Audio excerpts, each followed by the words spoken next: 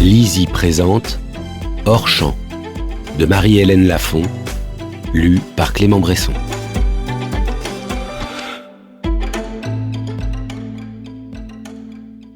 La tristesse durera toujours. Vincent van Gogh l'aurait dit sur son lit de mort, comme l'écrit son frère Théo dans une lettre à leur sœur, Élisabeth. La balançoire grince sous l'érable dans la cour verte et bleue. Claire et Gilles sont ressortis en pyjama après la grande toilette du samedi. Leur mère n'a rien dit. Elle était trop occupée à ranger les affaires du bain, la bassine, la serviette, le gant. Gilles ne se balance pas. Il est assis sur le mur du jardin et il regarde devant lui. Il ne regarde pas sa sœur. Il ne l'accompagne pas comme il le fait parfois, en imitant le mouvement de ses jambes pour se donner de l'élan. Claire sent qu'il est là, sans être là, comme s'il avait le pouvoir de sortir de son corps quand il le veut, ou quand il a peur. Il n'a peut-être pas envie de revenir.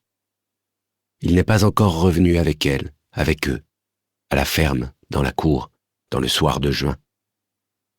Il faut attendre qu'il revienne, s'il revient. Elle se balance et elle pense au gros lapin roux qui s'est échappé la veille, le matin, au moment où la mère se baissait pour refermer la porte du clapier. Elle a tout vu.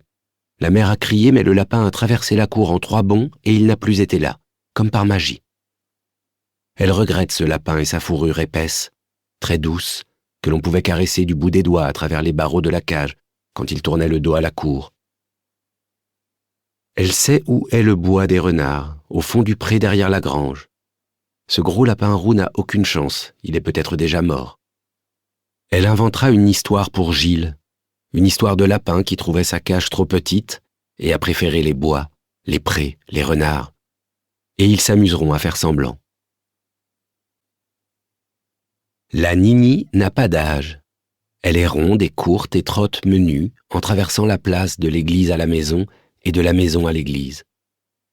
Elle ne lève pas l'œil et on n'attrape pas son regard, même pendant les leçons de catéchisme qu'elle donne debout, tandis que les petits de première année sont assis sur 2 bancs, un pour les filles et un pour les garçons, de part et d'autre de l'allée centrale, au premier rang, juste devant le chœur et l'autel. Les cheveux de la Nini, rares et gris, sont tirés en arrière et rassemblés sur sa nuque en un chignon maigre et dur, piqué d'épingles noires. Gilles n'aime pas surprendre entre les mèches de la Nini la peau rose de son crâne qui est resté jeune et semble déplacée sur sa tête. Ça le gêne, mais il n'en parle pas, ni avec les autres enfants du catéchisme, qui se moqueraient, ni avec sa sœur. Il ne saurait pas dire comment la Nini est habillée. Elle est grise et noire, et après le catéchisme, il garde un long moment dans l'oreille, le crin-crin entêtant de sa voix. Sa sœur a 11 mois de plus que lui et suit aussi le catéchisme. Elle assure que la Nini a les yeux jaunes comme ceux de la chatte rayée qui a fait 3 petits dans la grange sous les bottes de paille. Il peine à la croire, mais pour vérifier, il faudrait s'approcher et garder la bouche ouverte pendant toute la leçon, parce que la Nini a mauvaise haleine. Tous les enfants le disent, qu'elle pue du goulot. Ils le disent avec cette expression, à voix basse, et n'emploient pas le mot gueule qu'ils connaissent, mais qui n'irait pas pour elle. Ils le sentent, sans bien savoir pourquoi, sans doute à cause de la famille de la Nini, de son frère aîné le notaire et de ses 2 sœurs vieilles filles qui possèdent dans la commune et dans la vallée plusieurs fermes louées à des paysans. C'est comme ça, on respecte la famille. On dit « la Nini pue du goulot » et ça suffit. On le sait avant même la première leçon, on se prépare, on ruse, on se retient de respirer par le nez, voire de respirer tout court, le plus longtemps possible.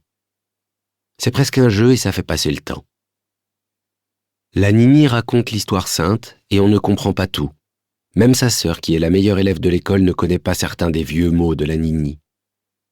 Après le catéchisme, quand ils remontent à la ferme et sont seuls, tranquilles, sur le chemin creux entre la route et la maison, sa sœur recommence l'histoire. Elle explique très bien et décrit les images, mais il n'ose quand même pas lui parler du crâne rose de la Nini. Il garde ça pour lui et ne peut pas s'empêcher de penser à la peau des petits veaux morts.